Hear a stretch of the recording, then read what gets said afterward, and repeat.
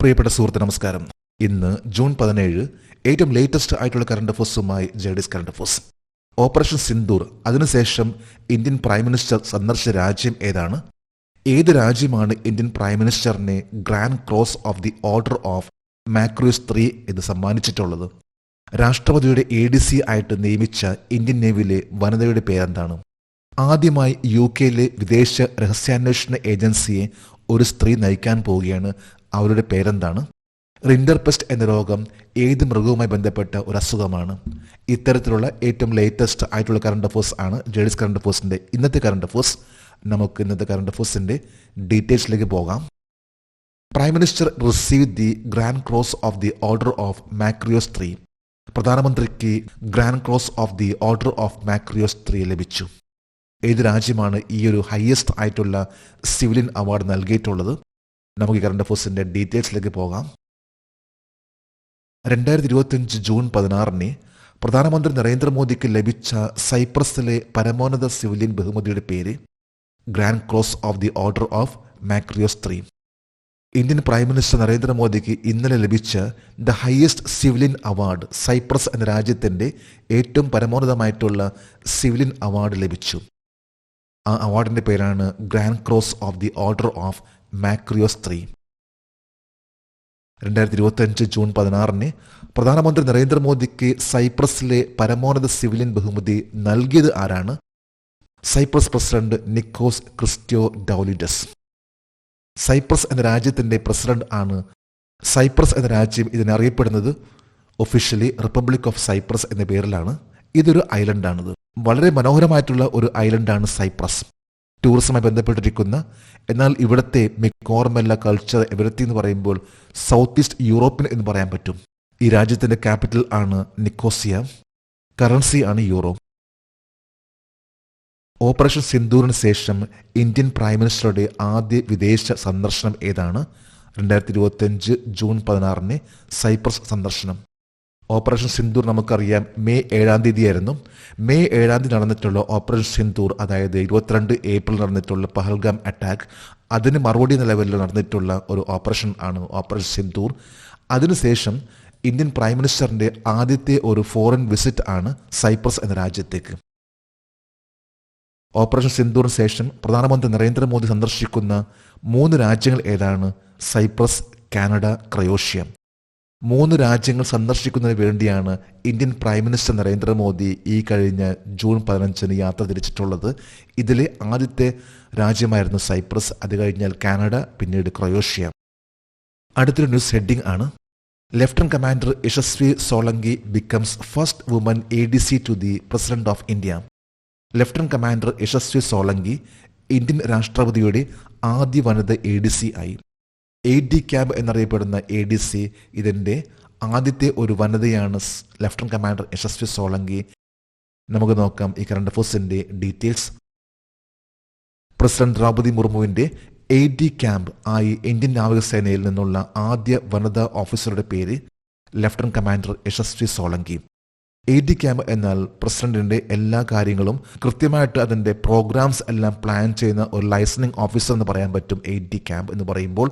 ആദ്യമായിട്ടാണ് നാവികസേനയിൽ നിന്ന് ഒരു വനിത AD ക്യാമ്പിലേക്ക് അപ്പോയിന്റഡ് ആവുന്നത്. അത് ലഫ്റ്റനന്റ് കമാൻഡർ യശസ്വി സോളങ്കിയാണ്. എത്ര AD ക്യാമ്പുകളെയാണ് പ്രസിഡന്റ് തിരഞ്ഞെടുക്കുന്നത്? 5 പേർ. നാവികസേനയിൽ നിന്നും വ്യോമസേനയിൽ നിന്നും ഒരാൾ വീതം, കരസേനയിൽ നിന്ന് 3 പേർ, ഇന്ത്യൻ ആർമിയിൽ നിന്ന് 3 പേരാണ്, ഇന്ത്യൻ നേവി, ഇന്ത്യൻ എയർഫോഴ്സിൽ നിന്ന് ഓരോരുത്തരും, ഒപ്പം തന്നെ ഇന്ത്യൻ ആർമിയിൽ നിന്നാണെങ്കിൽ 3 പേർ അടങ്ങുന്ന 5 പേർ ആണ് ഇന്ത്യൻ പ്രസിഡന്റ് ദ്രൗപദി മുർമുവിന്റെ AD ക്യാമ്പ് എന്ന് പറയുന്ന ആ ഒരു പോസ്റ്റിലേക്ക്. ഇത് ഡിഫൻസ് ഓഫീസേഴ്സ് വഹിക്കുന്ന ഒരു പോസ്റ്റാണ്. ഇത് കംപ്ലീറ്റ് ആയിട്ട് പറയുമ്പോൾ ലൈസണിങ്, അതായത് ഇന്ത്യൻ പ്രസിഡന്റിന്റെ പ്രോഗ്രാംസ്, സെക്യൂരിറ്റി, എവറിത്തിങ് മീൻസ് ഇവരുടെ അണ്ടറിലായിരിക്കും, ഇവരായിരിക്കും കൂടുതലായിട്ട് ഇതിനെ ഫോക്കസ് ചെയ്യുന്നത്. അടുത്തൊരു ന്യൂസ് ഹെഡിംഗ് ആണ്: for the first time The UK Foreign Intelligence Agency will be led by a woman. ആദ്യമായി UK വിദേശ രഹസ്യാന്വേഷണ ഏജൻസിയെ ഒരു സ്ത്രീ നയിക്കും. UK ചരിത്രത്തിലെ ഏറ്റവും വലിയ മാറ്റം എന്ന് പറയാൻ പറ്റും. ആദ്യമായിട്ട് ഒരു വനിത ഒരു രഹസ്യാന്വേഷണ ഏജൻസിയെ നയിക്കാൻ പോകുന്ന കാര്യം. നമുക്ക് കറണ്ട് അഫേഴ്സിന്റെ ഡീറ്റെയിൽസിലേക്ക് പോകാം. 116 വർഷത്തെ UK ചരിത്രത്തിൽ UK വിദേശ രഹസ്യാന്വേഷണ ഏജൻസിയായ M16 നയിക്കുന്ന ആദ്യ വനിത ആരാണ്? ബ്ലേസ് മെട്രോലി. ബ്ലേസ് മെട്രോലിയാണ് 116 വർഷത്തെ ചരിത്രത്തിൽ ആദ്യമായിട്ട് ഒരു വനിത UK രഹസ്യാന്വേഷണ ഏജൻസി ആയിട്ടുള്ള M16 നയിക്കാൻ പോകുന്ന വ്യക്തി.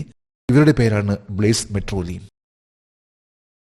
UK വിദേശ രഹസ്യാന്വേഷണ ഏജൻസിയായ M16 18ാമത് മേധാവി ആരായിരിക്കും? ബ്ലേസ് മെട്രോലി.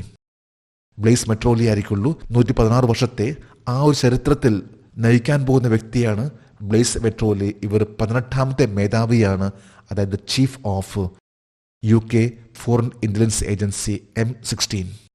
ഇന്ത്യയുടെ രഹസ്യാന്വേഷണ ഏജൻസിയാണ് research and analysis wing. UK വിദേശ രഹസ്യാന്വേഷണ ഏജൻസിയായ M16 തലവനായി ബ്ലേസ് മെട്രോലി ആരിൽ നിന്ന് ചുമതലയേൽക്കും? റിച്ചാർഡ് മൂർ എന്ന വ്യക്തിയാണ് ഇപ്പോഴത്തെ UK സീക്രട്ട് ഇന്റലിജൻസ് സർവീസ് ഏതാണ്? M16 ആണ് UK സീക്രട്ട് ഏജൻസ്. ഇന്ത്യയുടെ ആണെങ്കിൽ ആണ്. 1909 ജൂലൈ 4 ഈ ഒരു രഹസ്യാന്വേഷണ ഏജൻസി M16 രൂപീകരിച്ചിട്ടുള്ളത്.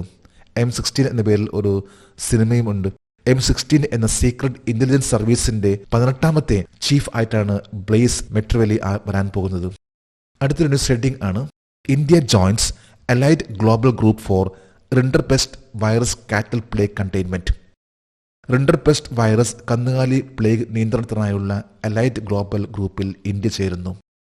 അതായത് റിൻഡർപെസ്റ്റ് എന്ന് പറയുന്ന ഈ രോഗം, ഈ വൈറസ്, ഇത് കന്നുകാലിയെ ബന്ധപ്പെട്ട ഒരു രോഗമാണ്. ഇതിൻ്റെ നിയന്ത്രണം എന്ന രീതിയിൽ ഇന്ത്യക്ക് ഇപ്പോൾ വന്നിട്ടുള്ള വലിയൊരു ചേഞ്ച് ആണ്. അതിൻ്റെ ഒരു ബഹുമതിയായിട്ട് ഇന്ത്യക്ക് ഇത്തരത്തിലുള്ള ഒരു ഓർഗനൈസേഷനിൽ അംഗമാകാൻ സാധിച്ചു. അതായത് ആ ഒരു അലൈഡ് ഗ്രൂപ്പിൽ അംഗമാകാൻ സാധിച്ചു. നമുക്ക് ഈ കറണ്ട് അഫയേഴ്സിൻ്റെ ഡീറ്റെയിൽസിലേക്ക് പോകാം. 2025 മെയ് 29 പാരീസിൽ നടന്ന വേൾഡ് ഓർഗനൈസേഷൻ ഫോർ ആനിമൽ ഹെൽത്തിന്റെ 92ാമത് ജനറൽ സെഷനിൽ ഇന്ത്യ ഏത് വിഭാഗത്തിലാണ് അംഗീകരിക്കപ്പെട്ടത്? റിൻഡർപെസ്റ്റ് ഹോൾഡിംഗ് ഫെസിലിറ്റി, RHF എന്നാൽ റിൻഡർപെസ്റ്റ് ഹോൾഡിംഗ് ഫെസിലിറ്റി.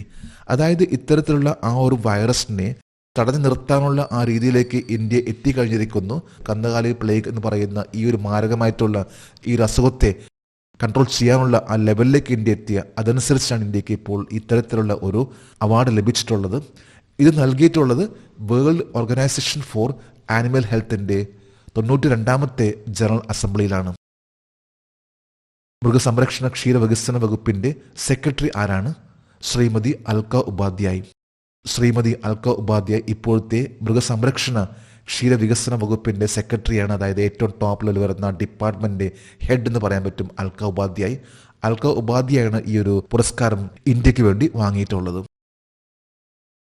റിൻഡർപെസ്റ്റ് ഹോൾഡിംഗ് ഫെസിലിറ്റി ഏത് മൃഗരോഗവുമായി ബന്ധപ്പെട്ടിരിക്കുന്നു? കന്നുകാലി പ്ലേഗ് എന്നറിയപ്പെടുന്ന റിൻഡർപെസ്റ്റ്. കന്നുകാലി പ്ലേഗ് അതായത് കുളമ്പ് രോഗം, നമ്മൾ കേട്ടിട്ടുള്ള ഒരു അസുഖമാണ് കന്നുകാലികൾക്ക് വരുന്ന കുളമ്പ് രോഗം. ഈ രോഗത്തെ പറയുന്ന ഒന്നാണ് റിൻഡർപെസ്റ്റ് എന്ന് പറയുന്നു, അതായത് കന്നുകാലി പ്ലേഗ് എന്ന് പറയുന്നു. ഇതൊരു മാരകമായിട്ടുള്ള അസുഖമായിരുന്നു. എന്നാൽ ഇതിനിപ്പോൾ കൺട്രോൾ ചെയ്തിരിക്കുകയാണ്. ഇന്ത്യയിൽ അതിനെ വളരെയധികം കൺട്രോൾ ചെയ്തു. അതിന്റെ ഭാഗമായിട്ട് ഇന്ത്യ ഇപ്പോൾ ഒരു അലൈഡ് ഗ്രൂപ്പിൽ അംഗമായി. 92ാമത്തെ ജനറൽ സെഷനിൽ ഇന്ത്യൻ പ്രതിനിധികൾക്ക് സർട്ടിഫിക്കറ്റ് സമ്മാനിച്ച WHO ഡയറക്ടർ ജനറലിന്റെയും പ്രസിഡന്റിന്റെയും പേര് ഡോക്ടർ ഇമ്മാനുവൽ സോബ്രെയിൻ. ഇപ്പോഴത്തെ world health organisation for animal ഹെൽത്തിന്റെ പ്രസിഡന്റും ഡയറക്ടർ ജനറലും ആണ് ഡോക്ടർ ഇമ്മാനുവൽ സോബ്രെയിൻ. അദ്ദേഹമാണ് ഇന്ത്യക്ക് ഈ ഒരു അംഗീകാരം നൽകിയിട്ടുള്ളത്. റിൻഡർപെസ്റ്റ് എന്ന് പറയുന്ന അസുഖം കാറ്റൽ പ്ലേഗ് എന്ന പേരിൽ അറിയപ്പെടുന്ന കുളമ്പ് രോഗമാണ്. ഇന്നത്തെ കറണ്ട് അഫയേഴ്സിലെ last heading: Meta appoints Arun Srinivas as managing director and head of India's operation. മേട്ട അരുൺ ശ്രീനിവാസനെ മാനേജിംഗ് ഡയറക്ടറും ഇന്ത്യൻ ഓപ്പറേഷൻസ് മേധാവിയുമായി നിയമിച്ചു.